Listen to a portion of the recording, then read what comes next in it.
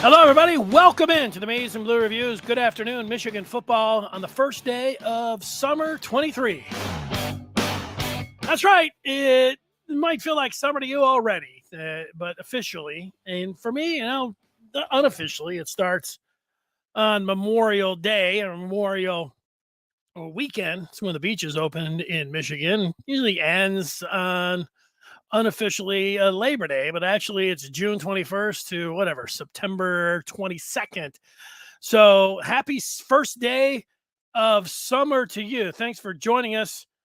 We are here 3 times a week during the summer talking about the latest in Michigan football. And we'll get right into it. We've got names to watch on the recruiting front. There's lots of news there. I could sit here for hours talking about Michigan football recruiting. We'll sit here and talk about Michigan football recruiting and see where you are at. We can also sit around talking about the team for hours. We will whittle it down for a few minutes, and we'll talk about the record and where you sit, what you're thinking about. It's kind of like the summer of love for Michigan. Everybody loves Michigan.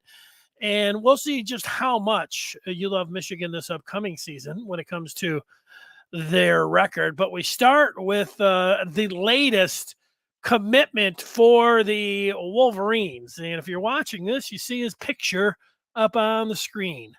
Devon Baxter. He is the latest Wolverine to commit. That puts Michigan at 22 commitments, and they're ranked number 2 overall on the Rivals team ranking for 24. So that's pretty good. And, Baxter is got the look of a defensive end, and that's good because that's the position that he plays. Defensive end, 6'7", 230. He's out of Gwynn Park, Brandywine, Maryland. He comes in. Can't have enough good defensive linemen. This is a great get here for Michigan. And now they're sitting at 22. 22, and they've got, if you add Baxter on the defensive side, that's 10 on the defensive side. So easy to say they now have 12 on the offensive side, and they are not done. In years past, you feel like it's a long time ago when the question would be, well, how many guys can they take? Can they really take 25? Maybe just 20, scholarships. But now with the pandemic extra year, with how players transfer, it's like, every team, if they want, they'd blow right past 25. 25's nothing. 30. If Michigan went higher than 30, I don't know. Are we going to sit around and be shocked by that? No. So Baxter, welcome aboard. That's a good one for Michigan in the defensive side. Mike Elston on the defensive line, the co-defensive coordinators, Minter Klink's defense, Jesse Minter and Steve Klinkscale, to have the young man coming in from Maryland. That is a good one.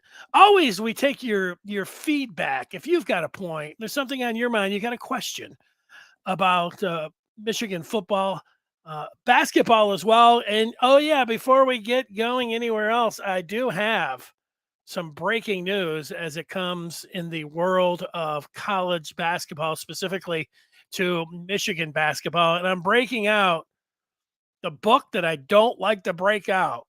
It's the bad news book. And in the bad news book, it's written right here. Antonio Reeves will return to Kentucky, according to the Maize and Blue Review. Now, that is bad news for Juwan Howard and company. Reeves was going to be, if he ever made it to the transfer portal, and if he went to Michigan, he was going to be their best player. And now you can cross him off the wish list. He had started out at Illinois State. He transferred to Kentucky. He didn't graduate from Kentucky, so he went back to Illinois State, and he was thinking about it because he was trying to graduate from Illinois State so then he could be a grad transfer. In the end, he decides to go back to John Calipari in Lexington and Kentucky. And that's a big blow for Juwan Howard and company. As you sat here, you get to the offseason, you're like, wow, first it was Caleb Love, and it's like, okay, that's a nice addition. And then it didn't work out with him, then it didn't work out with others, and you're looking, you're like, wow, man, Michigan, they're in a tough spot. But then, they got Olivier Kamwa from Tennessee, who's a nice player, who immediately becomes Michigan's best player on the hardwood. And then they were looking like they had a chance and a good chance to follow up with Reeves, but that's not the case. So they still have 2 spots open. I know there's the point guard from Rutgers, a nice player, but he's not the game changer that's going to make you think about, oh yeah, this puts Michigan, in the middle of the pack in the Big Ten. Like I said, all right player, but and there's some other guys certainly, and there'll be some names that pop up, but man, Reeves was the one, and that is disappointing. So we'll take the bad news book and put it back over here, and hopefully we don't have to open it up for a long time when it comes to Michigan. So, John was like, let's go. Yeah, let's go. Justin is talking about 2 players from Ohio that we are going to talk about straight ahead. Aaron Scott Jr., I believe, and Mr. West. We will also talk about the number 1 player in the state of Ohio. He says heads are going to explode in Ohio. No doubt about that, Justin. There's a little teaser. I think we could all agree that Ohio State's heads collectively will explode. It will be like, losing another game to Michigan if they lost their, some of their prize top guys. And, they've already been sure, we're going to lose a player here or there. But, they're basically whistling by the graveyard when it comes to Michigan picking up some of the Ohio players. We didn't want any of those guys anyways. They do want Scott, and they do want West. So if Michigan was to somehow land both of those guys, yes, that's an accurate way to put it. Justin following up saying, if Michigan, he is declaring Michigan's going to get Rudolph, that will be another L for OSU. You're right. And when you put it in those terms, the L terms, Rudolph would be an L for OSU. Scott would be an L if he went to Michigan for OSU, and West would be a gigantic L right on Ryan Day's forehead, who's got 2 of those L's right smack dab on his forehead when it comes down to it. John has indicated that NIL has leveled the playing field. That's it's an interesting point. John, maybe, and it can. I'm in no position today to say anything negative about NIL in Michigan. Michigan is using it for this upcoming season better than anybody in the country. They have been able to go out and they have been able to keep superstars on their team to put them in the mix as one of the top 2, I think the, top 2 teams in the country. And that's why it continues to be the summer of love, because Michigan looks like they're a top 2 team in the country. They look like they could play for the national championship. This isn't, amazing blue glasses. This isn't getting all like, Michigan. It's deserved. Michigan's that good, and it's because of the NIL and what it's been able to do to keep the players on the team. I also think it helped in getting the Magnificent Seven in the transfer portal, where it has not, and it has leveled the playing field a little bit for Michigan, especially this upcoming year. When it comes to the top 100 players, and that's where we get to some of these guys that, are 5 stars and the high-ranked 4 stars. Michigan's going to lose out on these players still, probably. And you have to be prepared for that. Aaron Childs, who was from Maryland and ended up committing to Florida, hurt a lot of people's feelings for Michigan fans that wanted him to get into the maize and blue. There are going to be the players that are ranked really high. I think a lot of them, and it's not a wrong way to think, that they have earned bonuses, money up front. And I haven't exactly ticked off all of the teams that I would consider to be in the top 25, but it's over 90% of them that are saying, hey, here's our NIL, and here's what we're going to promise you up front. Michigan, however they're promising it, I would love to be in the room when they're pitching recruits. Because remember, Michigan was not, promising the money up front. We get back to this before, but they can promise it, and then but they're not promising it. They seem like whatever their language is and however they've worked at it, that it's coming through. But I think that when you still see with the top players, I still think that they're going to go for the outright cash, and people like to. We've done it forever, even before there was NIL. Michigan lost a guy who's automatically because he was getting paid. That's still going on, and so it's helped Michigan, but it's still something that is out there. Gary talking about the transfer from Memphis. Yeah, there you go. Talking about on the basketball side. You are right. He is still in play. That is somebody. I was just looking at the bad news book. That news came on right before, and I added it to the book there, Gary. But you're right. I think the Memphis transfer. There's the Rutgers transfer, the Memphis transfer, and there'll be others. It's just really, I wanted Reeves, and that's not going to happen. So it happens. John jumping in and says, Day, because now look at the talent we are getting. I think it's always been happening, but now it's out in the open. Antoine checking in, making it to Michigan basketball team for these basketball players is like making you through a German checkpoint. Papers, please. Yeah, well, it's more difficult in basketball when it comes down because players, they only have to stay around for 1 year. So that 1 year, they're looking like, what can you do for me in 1 year? Where with football, they're saying, what can you do for me in 3 years? Certainly, what can you do for me up front? But what can you do for me for 3 years? And then, basketball doesn't have a record where you can say, hey, man, we're going to be playing for the Final Four. They don't have that on their side right now. So that makes it tough. JC checking in, still thinks Childs could be a possibility. He wants to see how the season plays out. If Florida goes 5 or 7, Michigan is in the natty, then some recruits could rethink things. Well, there's always that possibility.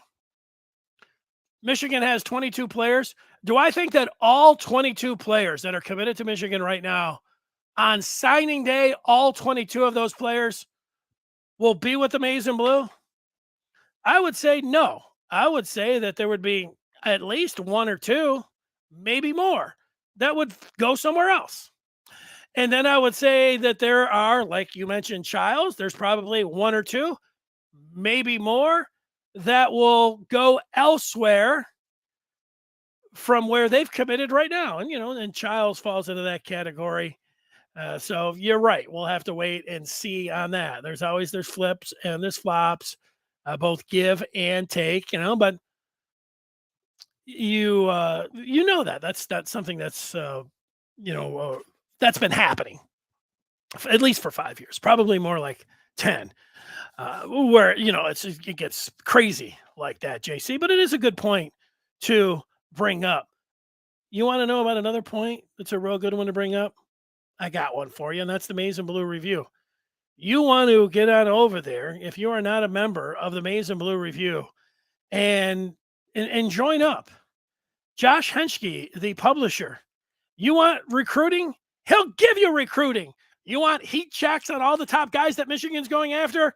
He'll give you a heat check. You want future cash. You want the latest intel on Michigan football recruiting and basketball and portal news, features, questions, the very popular The Den posting board. It's all there for you. Michigan.rivals.com. Looking forward to seeing you guys over there, like Gary. All right, it's already been mentioned, these players in Ohio, and JC said that the Buckeyes' heads will explode. I think we can all agree with that. It's because Bryce West sits there at the number one player in the state, in Ohio State. They lost Marshall, and they're like, okay, we can't have them all. But if they lost West to the team up north, that is going to be a huge gut punch. That is going to be something where they just are not going to be able to handle that. And if they lost Scott, which could happen as well, in Michigan, I've put the top 7 players from rivals in the state of Ohio. Michigan already has Hamilton, the tackle out of Avon, and Marshall, the running back out of Cincinnati. Somehow West, somehow Scott, one or the other. And, the heads are going to explode, and they'll be talking about heads are going to roll. Now, I am here. It's not caution. How do I feel about West, and how do I feel about Scott? I feel pretty good about Scott. I feel like watching Scott and how he's been maneuvering and how he has been acting, that I feel like it's a Michigan, Ohio State, Oregon recruiting battle, but I feel like Michigan is in a great spot, and it wouldn't surprise me if Michigan was able to get Scott. Now, West seems like it's a Michigan, Ohio State thing, and I think West is going to Columbus this weekend, and they will be, I don't know, I think that you can't kidnap a kid, you can't, lock him in, but they're going to do everything they can to stop him from leaving Columbus. I mean, they have to have him. Their feelings will be, their heads will explode. You're right, JC. It's the best way to put it. So we'll keep an eye on that, and we'll see. Getting both of them, I think Michigan heads are going to explode in a good way if somehow that happened. And so keep it locked. Keep your hands together and hope for both West and Scott. It could happen. This was over the last 24, 48 hours, because West was up north in Ann Arbor putting on the maize and blue, and it just drove Buckeye fans crazy. And especially when, some of the recruiting dudes got a hold of West, and West told Adam Gorney from Rivals that Jim Harbaugh's message to him was, the best players in Ohio come to play at Michigan. Well, there's nothing that hurts a Buckeyes fan heart more than one of their own, that you have to see them in the maize and blue, and then you see this comment from Jim Harbaugh. This is driving them nuts. And they're saying that Ryan Day, they're so enraged right now. They're calling Day, he's either going to be the next Jim Tressel or Urban Meyer, being able to get these recruits and then beating Michigan this year, or he's going to go into John Cooper territory. That's what this year is for first base. It's he joins the elite with Tressel or Meyer, or he falls to John Cooper territory. That's how the Buckeyes see it. And if you're a Michigan fan, you like that. That's what's going on. Let's see. We have JS. Has anybody seen Blake Corum lately? Beast. He's going to have a great year. Well, JS, I haven't seen him personally, but where did I see him? I saw him online. I saw him on Instagram. I saw a reel. It was Corum was sitting down on a couch in a broadcast studio in Ann Arbor. And you're right. He is a beast. He is going to have a great year. I agree. He's the best running back in the country. So again, that's why, you say things like that a lot about, Michigan players. And then people are like, whoa, whoa, whoa. Blake Corum, nobody even argues it. There was an Ohio State fan who was watching this YouTube, and he got at me on Twitter, and he was trying to start a fight with me. And I had said that Blake Corum and Donovan Edwards were the top 2 running backs in the country, in my opinion. He was like, "You're crazy. These guys aren't even the top 2 running backs in the Big Ten." And I said, "Well, they are, in my opinion."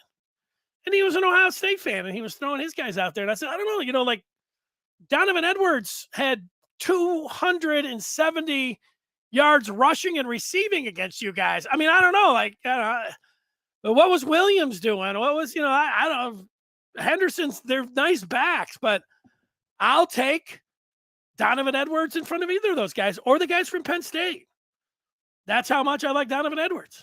And if it wasn't for Blake Corum, I think Donovan Edwards would be the best running back in the country. And so, yeah, these, it's I don't think it's hyperbole or, stepping over. Yeah, the guy from Ole Miss is awesome. There's other guys, there's a lot of great backs. But I'll take the one-armed bandit over everyone except number 2 in the maize and blue. All right, more feedback. C. Faust says, our culture teaches everyone you can have it now. You deserve it now. Michigan is counterculture in NIL with a pay-for-performance approach. U of M's approach generates a healthier football culture, and he puts a question mark after it. Yeah, well, if you really think about that, I think you're onto something, C. Faust. Because, if it was me in those NIL meetings, I'd say, I like the approach and everything that Michigan's doing right now, everything above board and what, and transformational and all that. But how about we set aside a little bit for the very top players? What can we have a 5-star fund or, call it a top 100 fund? Can we have that guys can immediately cash in? And then, and somebody could come back and say, well, who's going to decide who's a top 100 guy? You're just going to take the consensus of all the recruiting sites and then our own evaluations. What happens when a guy's, a top 150 player and he's saying, oh, I can't have any money? What if it is a guy that is not on the radar at all? Like Micah Kaapana, who ended up committing to Michigan this season, this last week. What do you say to him? Like, yes, sorry, Micah, you weren't in the top 100 for us. You're already creating, and this is a culture thing. It's creating something. Now, I would counter that argument, which I think is a really good one. And it's one that Harbaugh made at the start about team chemistry and everything. If you're paying this guy, what about that guy? And if you start paying these guys, the 5-star guys, what about the guys that are sitting around saying, hey, where's mine? Guys that are on the team that have stayed around that, aren't, they're like, give me mine or I'm out. So yeah, that can, create some chaos as well in the chemistry. The counterpoint to that is that in the NFL, if you get drafted in the first round, there's a certain amount of money that's allocated out there that you're going to get. And if you're a 7th rounder, it's not the same. Guys understand that. They understand signing bonuses and they get that guys are going to get theirs. And so, I mean, that would be the argument against that. But the part about with the guys on the team and then the guys in the recruits, that is the game that they're playing. And so it's not as easy. Anytime that you just get anybody, some loudmouth, they'll say like me, that's running a podcast or something, it's just like, NIL it, and let's get him over there. Let's pay him up front. And then, and you hear him say negative things about the AD or, whatever. There's more. There's a lot that's going on when it comes down to it. And so it's a good point from C. Faust. Let's take some more feedback before I get to some players that I've been thinking about and in Michigan's chances with them, what Michigan's record might be. And then a former Wolverine donning a alternate NFL helmet that I just saw right before I came on and made sure I got the picture in there. You won't want to miss it if you haven't seen this alternate helmet with a former Wolverine in it. Stay around for just that. Justin is talking Scott and West. If they don't commit this weekend, then they could wait to the game to decide. Scott already said last year's game made a big impact on him. Well, wouldn't that just add to it, Justin? Both of these guys are torn, and they say, let's let the game decide it. I would like that. If both of them were on the phone, or I don't know, yeah, I guess you could get three-way on there. Jim Harbaugh on one side, Scott on the other, Bryce West on the line, and those guys say, Jim, we'd love Michigan, and if you guys beat Ohio State, we're coming. As a package deal. Obviously, the other side, you drop the game, we're going scarlet and gray. What do you think, Jim? Jim would say, let's go. Let's do it. He might say LFG. Probably wouldn't say that, but I wouldn't mind it. Let's do it, Justin. AJ getting in, and he's talking Ohio State. He says players are starting to realize that playing for Knowles and the OSU defense is not really a good proposition when they only put two different defensive players in the draft the last 2 years, and they have poor corner training. Yeah, I don't, I like knocking Ohio State as much as everybody, but, and I guess you can, however, you want to look at the last 2 years, and we do it for Michigan and what's going on. So, I get where you're coming from here. The players that they have on this current defense, I think they will be making plenty of. They will be doing just fine when it comes to the NFL draft. Do I think, though, that there could be, with the system that they're playing, and that they do have a knock on them, that they're soft and that you can dominate them physically? That's what Michigan has done to them the last 2 years. And if that would happen again to them, the finesse label would be that much, that would stick on them that much more. I do believe that. But, some of those other things, well, you might have a point to that. I'll let you just go ahead, and you made him. Dono's not the one-arm bandit, according to Richard, anymore. He's going to have both of his hands. That's true. It's true. I like the nickname. I think you gave it to him, Richard, so you know where I'm coming from. Yeah, he's also not going to be running on one leg either. He had one arm and one leg he was running on last year when he broke those 75 and 85 yarders on Ohio State. And they have the audacity to come at me on Twitter and say, that guy's not the number 2 back in the country. The one that was flying up and down the field at the Horseshoe. Could have ran for, who knows? Nobody would have caught him. Nobody. Let's do it. Richard likes Michigan's culture. Yeah, I do too. Let's get some more in here. Junior jumping in, who says Michigan now giving relevance to their football motto, leaders and best, and those who stay will be champions. With superior evaluation, development, coaching, leadership, and culture, go blue. Well, Junior, just go ahead and keep that one up there for a while. That's well written and equally well conceived as a post. One of my favorites ever. I'm with you on that. Let's get to some of the guys. Like I said, I could sit here for 4 or 5 hours talking about all the players that Michigan's interested in and guys that they might have a shot with and all of that. But let's take a look at some that are at least on my mind right now that I think that Michigan still has a decent chance at. How about Darian Mayo?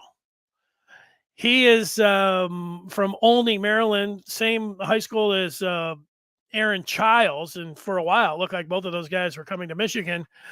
And now when it comes to Mayo, Clemson making a strong push. I believe Mayo. I'll take it, side of Mayo. I think Mayo, is he planning on visiting this weekend to Michigan? So that'd be a good time to keep him top of mind when you're talking about Mayo.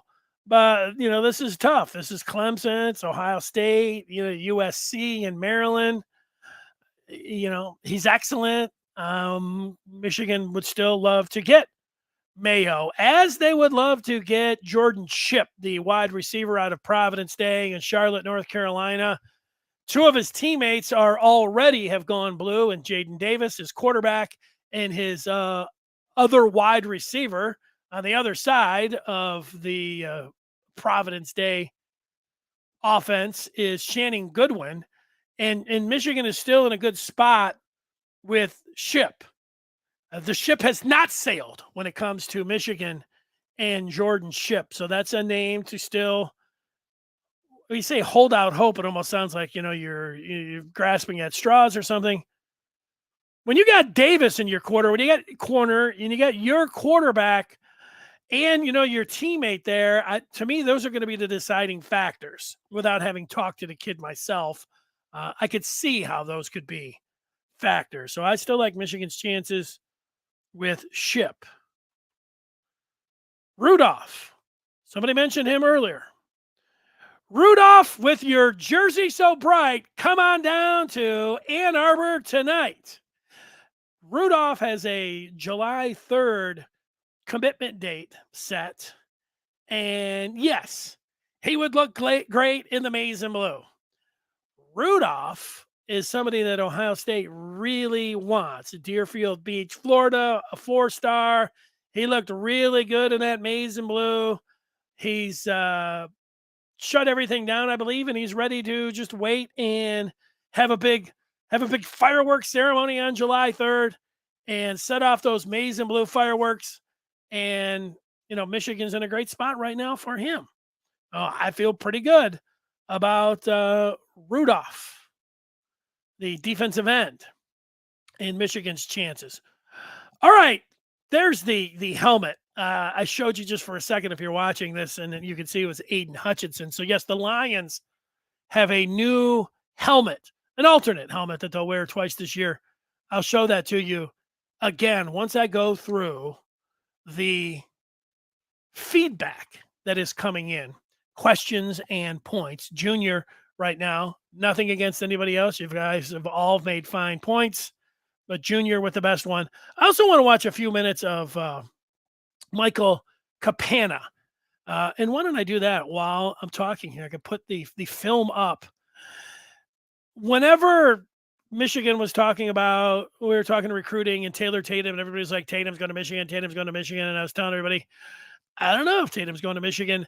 And then when Kaapana's name came up, people that watched the film on him, many of you said, hey, this guy's got great film. And so today was the first time that I watched the film of Kaapana, and he's wearing the orange and blue jerseys, orange helmets, blue jerseys. And my first impression is that he is an upright runner, and that is very difficult. I'm going to have to watch some game film. So these are just the highlights. And if you're not watching this, or if you are watching this, the thing about his highlights here is he just basically runs up the middle untouched for touchdowns. Well, yeah, he's catching a few balls here, lowering his shoulder, but is showing some speed, getting around the corner. He's 5'11", has a little bit of size. If I had to go my first comp, it would be of Donovan Edwards. Because when I watched Donovan Edwards at West Bloomfield, the majority of his highlights were like Kaapana. They just handed him the ball, and he just ran up the middle, and nobody touched him.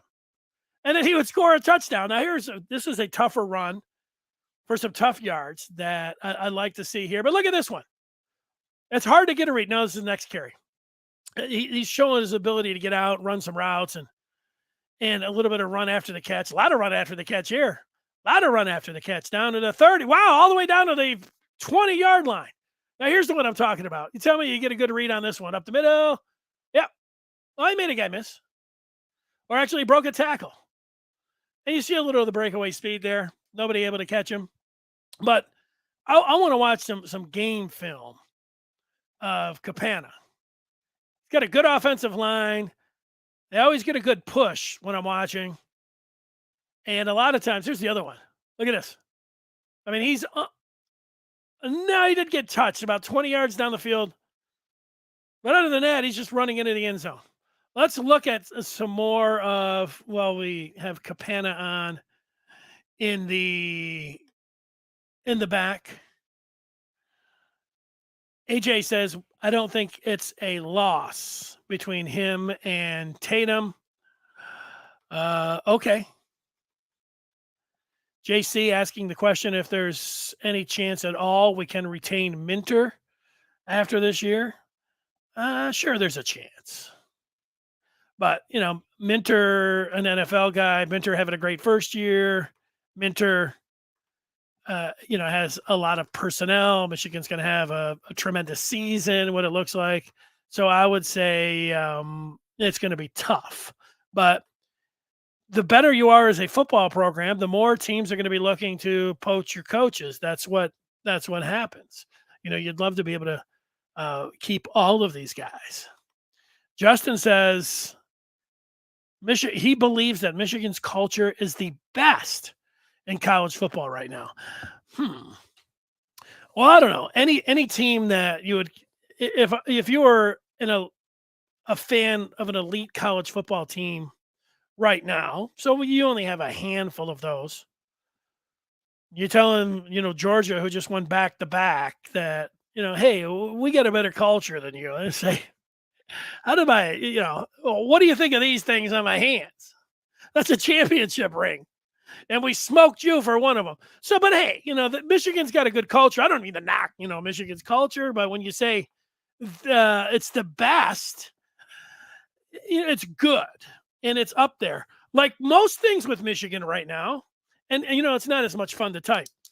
Michigan's got one of the top 5 cultures in college football right now. If you'd have typed that, I'd say, I'm there. I'm there with you. I think Michigan's one of the top 5 programs in college football right now. I think Michigan has one of the top 5 coaches in college football right now. I think Michigan has top 5 talent right now. I think, all of that, they're top 5, top 4 the last 2 years, making the college football playoffs. But when you start talking about, there's always something to go for. And, Michigan right now is going for a national championship. And so that's going to be, the one part where you start talking about better than everyone team-wise. Certainly Corum, you can talk about individual players or talent or how you think they're going to end up this year. But when you're talking about program, you have to put in multiple seasons.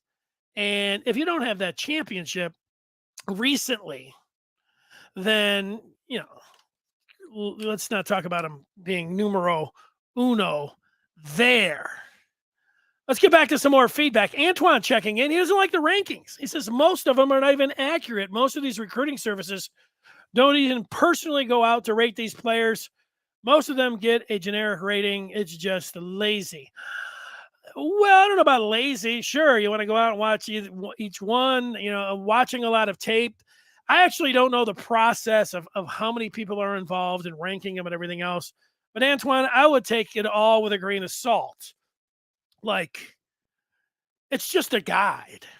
We could sit around talking about, the guys that weren't ranked, that were great, and flip side and everything else. And you don't like this guy because he's cocky and, he's of somebody that works in recruiting and, he thinks he's a part of the team, or I'm not going to listen to him. I'll just take what the coaches have to say. That's however you roll, whatever you want. You like this guy, you like his evaluations, do it. There's a lot of people at this, and, I would tell you that the majority of these guys are putting in hard work. And, here's the one thing that if you've ever tried to do any kind of ranking, that if you put out a ranking, immediately you put out a ranking and there's 100 people that look at it, there will be 50 of the people that are going to think you're an idiot. They're going to be another 10 that's automatically going to say, how could you put this guy in front of that guy? It is subjective as anything. In recruiting, when you're talking about 15, 16, 17-year-old kids, you're going to be all over the map. Look at the NFL. They've got guys who are not 16, 17, or 18. They're looking at 18, 19, 20, 21, 22-year-olds, and they still miss the boat. So let's not, go ahead, dog the guys that do this and their evaluations and, this guy's a clown and everything else. But, let's just understand that it's all out there. If you don't like any of the guys that are out there doing it, just take what the coaches say. And when they lock them up and say, I just trust our coaches, that's it. And it's actually not a bad way to just operate. Like, if Mike Hart likes Michael Kaapana and he thinks he's a good back, even though he's not on any rating service, just say, I love Mike Hart and I trust him over some guy that's, just played high school football and just watched, 5 minutes of YouTube. Do it. That's it. JP, one of the best, got his Michigan hat on. Richard says he thinks that AJ is right about playing for Knowles right now. It is a negative. A negative. Let's see some more feedback as we get into it. Here's John. Lana is going to break some records. That's if our O-line stays dominant. Lana. Oh, Cabana. Sorry. Cabana will break some records for us. Maybe. Maybe. I look at it like this. Cabana could be one of the greatest Michigan running backs of all time, or, he might not even make it onto the field. Michigan's pretty stacked right now. He might not be the best running back in this class that Michigan has. Jordan Marshall will have a lot to say about that. You've got two guys this year. We've already seen a little bit of Ben Hall in the spring game. He looked great. Cole Cabana is one of the fastest players ever to put on the maize and blue. Who knows how these guys are getting on the field?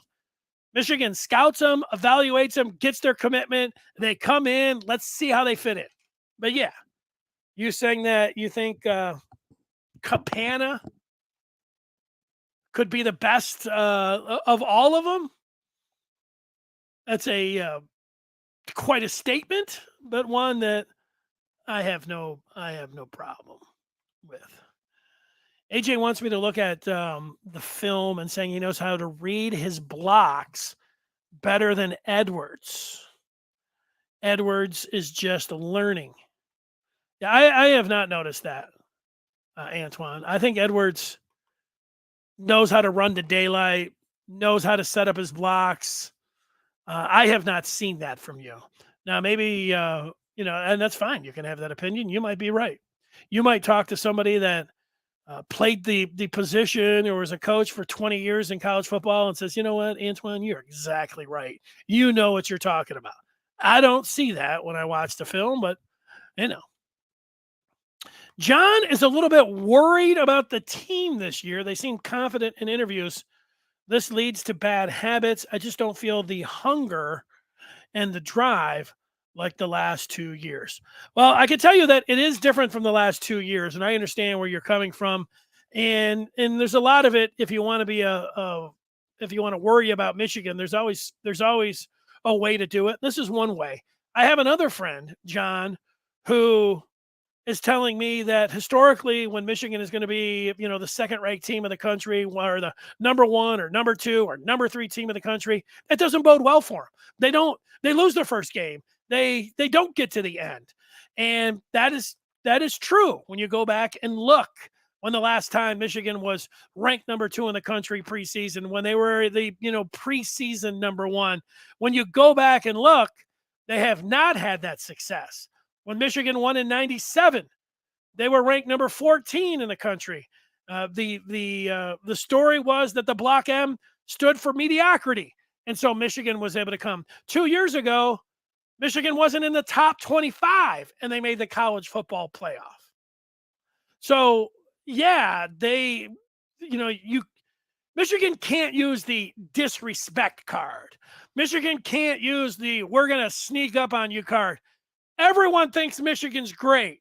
Michigan's got as much talent. There's the one thing, in the past 5 or 10 years, when I talked about Michigan, even under Harbaugh winning a national championship, I said, it's possible, but the talent that Georgia has, the talent that Alabama has, Clemson, you'd name Ohio State would be another one. It's just, it's probably not going to happen. But if you look at this year's team and who they were able to retain, that normally would have gone to the NFL because of name, image, and likeness, this team is stacked. And every team takes on a different form, and how you're going to approach it and everything else. This team should be confident in interviews. Do you want to hear them say, yeah, well, we don't feel like we're respected? We don't, what can they say? They've had a taste of it. They've been to the college football playoffs. They've got Ohio State at home. The Big Ten sets up pretty nice for them. They should be confident in their interviews. I don't know about that necessarily leading to bad habits. Blake Corum never sounds like when you're saying, he's one of the leaders on the team. Every time I hear Blake Corum, I feel confident that he's saying the right things. All through last year, I remember when Michigan beat Michigan State. Instead of going up the tunnel and, not all the tunnel mess, but what did Corum say to Harbaugh on the way up the tunnel? Usually these guys are like, hey, we're going to take the weekend or we're going to enjoy it tonight. Corum enjoyed the game. He was ready to move on, and he was ready to, talk about the next game. They seem, from the leaders that they have on this team, that the bad habits that you're talking about, I think that they don't look at it like that they've arrived or that they're an elite college football program. They look at it like they know they should have been in the championship game last year. They know that they should have had a rematch against Georgia. I think they look at it like this year, and they got to take care of all their business. But I think they look at it like, let's take care of the business that is at hand each and every week. And they're confident enough to know that they've got the talent where they can beat anybody in the country. So I don't agree with this part about you, John. I think they are hungry. And they are just not the dogs and the underdogs that they were the last 2 years. Now, look, some people like them being underdogs. The last 2 years, last year I picked Michigan to win their first 11 games. I thought, give me a little pat on the back. But then when Game 12 got here, for those of you that watched, I said, hey, I'm picking Ohio State. I picked Ohio State. Michigan being on the road, and I thought that was going to be the deciding factor. I picked Ohio State. And the year before, with Michigan at home in 21, I picked Ohio State. So the last 2 years, I've picked the Buckeyes. This year, I'm picking Michigan. So he said, I don't like that. I don't, those things, they matter to fans and everything. But if you got a team that you got to rely on your leadership, and you got to rely on the coaches. And these guys seem like, to me, I disagree. They seem like they have the focus to go out there and get it done. Richard talking about Michigan's culture, first impression, honest, hardworking, trustworthy young men. Almost the exception in today's game. Antoine is trusting what his eyes see. There you go. I like the confidence, Antoine. I love it. I do. JB has no respect for first base. He has never built a team. He inherited a home run and tripled rounding second. Well, that's fine. I mean, look, that works a bunch of different ways, But I get it. I mean, I'm not, again, there's no reason for me to say anything else. Ringo has watched the 22 Michigan-Ohio State game once today, and he loves seeing it in the background. It's a lot of fun. And look at, right when you mention it, Who comes up? Who comes up? Ringo, right when you mention it. Let's just take a look. There's Agent Zero talking. Oh, there's the run from JJ. They're showing the highlights.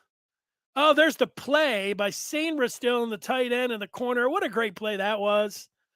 Oh, here's the one-arm bandit for one touchdown. Maybe he doesn't even have the second one yet. No, I don't think so. Oh, maybe he gets it right here. That'd be nice. He goes 85 yards. Where they are? They're on the 15. Uh-oh. He's at the 30, the 40. They are not going to catch him. He can outrun everybody. 20, 15, 10, 5. Touchdown. Michigan. Donovan Edwards. Oh, that's when the Buckeyes knew it was over. Scoring 3 points in the second half. Mike Morris liked it. 1-800 Mike Morris. Oh, yeah. All day. Ryan Day. That's it. I like the Jim Knowles defense. Like Antoine likes that. He's sticking to his guns. Let's see. We'll take some more feedback. I've got one more thing for you. John says he has a hard time recruiting dumb. That's why we don't get high quality 5 stars. Yeah, I don't understand that one. Sorry. I'm sorry. Rankings make fans lazy. Look, here's the rule book on fans, Antoine. There is no rules. Nobody. You don't have to spend all off season looking at the roster and looking at high school film and the recruits. You can show up on September 2nd and you can just watch Michigan. You don't have to know anybody on the team. And you could be the biggest fan in the world. And somebody could say, yeah, but, I was watching film on this kid back when he was in high school. Well, that's good. That's great. But it doesn't. There's no such thing as a lazy fan. I mean, maybe technically, you stay at the tailgate, you have one too many, you don't get to your seat because somebody can say, where were you at? And you can say, I was partying, I missed it, and now I missed the whole first quarter. And you can say, yeah, I guess you could call. Is that person lazy? I don't know. Maybe. Rankings make the fans lazy. I get it. Antoine, I remember I've played fantasy football for, 30 years close to now. But when I first started fantasy football, there wasn't even the internet. And so nobody had any rankings. We were just picking Dan Marino and John Elway and Emmett Smith and Barry Foster and Steve Young. I mean, these were the players. But I was just starting out in radio, and I was compiling lists, and I was buying the magazines, but I was putting my own list together. And I would get to the draft, and I was 10 times better than everybody in our draft. Now, I didn't win a championship for, 15, 20 years. So those guys all laughed at me. But the point I'm making here is that when everybody had the internet and everybody was, then compiling their own list and having them made for it, it really closed the gap. So if there were no rankings, then Antoine, we would go on Antoine's rankings, and then you would be but then you would have to have everyone out there going through and judging their players themselves. I don't know if that was a good example or not, Antoine, but I'll let you get the last word on it. Here's what Antoine has to say. Of course there's lazy fans. You got the internet. You don't wait for a magazine. You're in the information age. We don't get to wait on a magazine. You don't get the encyclopedia out of the desk. You get instant information if you want it. Fair enough. Fair enough, Antoine. Aiden Hutchinson, the Detroit Lions. The Detroit Lions are hyped more than any time I can remember in decades. Now, I thought in 2015, I picked them to win the NFC North. They came off of a season where their defense statistically was ranked against the run number one, and they were top 5 overall. And they only lost to Dominican Sue, and they brought in Haloti Nada, and I thought that was going to be the year.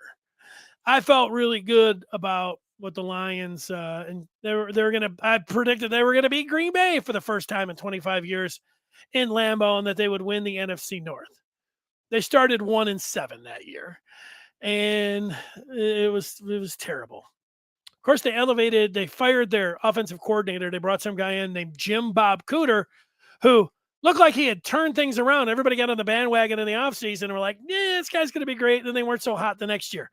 But I do believe in the Detroit Lions this year. I'm saying all this. The Lions broke out an alternate helmet that they will wear 2 times.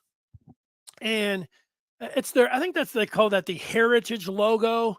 If you take a look at it now, I don't know. Will they be wearing their alternate gray with that helmet? That doesn't look, I know we can talk about fashion all we want. That does not seem like it matches to me, but I don't know. Maybe they'll tweak the colors a little bit to make it match. Aiden Hutchinson looks good in it. Do I like the helmet? I like the Lions uniforms. I like the helmet. They're having an off season like I've never seen. The amount of love that this team is getting nationally and probably locally too, is people are like, they are crowning the Lions. I'm crowning the Lions. I think they're going to win the NFC North. That is dangerous territory, but I've just decided to hell with it. I'm in. Crown them. I have crowned them. I think that they should win a playoff game this year, not just win the NFC North, win a playoff game. Playoffs. Do I think that they have a chance to get to the NFC Championship game? Maybe. I'm not ready to. I don't, if you're going to host a home playoff game, you think that you're going to win that. Why not, finish with a 12 and 13 win record and get yourself. I don't think are they going to be good enough to get the number one and get a bye in a home playoff game. Well, that would change things. I'm not ready to say that, but I do think NFC North and winning the a playoff game, that's what I feel. And I feel like the ceiling would be the NFC Championship game for the Detroit Lions. For somebody that's almost 53 years old, that's crazy talk. I sound like a lunatic. But that's where I'm at with them right now. That's how I feel about certainly that offense. I don't know. Dan Campbell, is he going to be calling all those crazy plays like he did when the Lions had nothing to lose and everything was working? It's a lot different when you're playing with real money. Campbell wasn't playing. He wasn't playing. The Lions were already out of it. Let's throw a throwback screen option. Let's go for it on fourth. Like all of these things. Let's throw a bomb on 3rd and 1. Let's throw it to the tackle in our own end on a punt. The season was over for the Detroit Lions when they were doing those things. You can say, no, they went into the final game. They were still in the playoff hunt. Okay.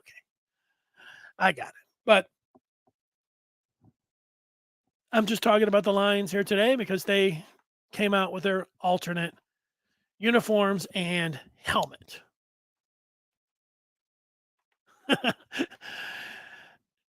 Antoine indicates that I am lazy.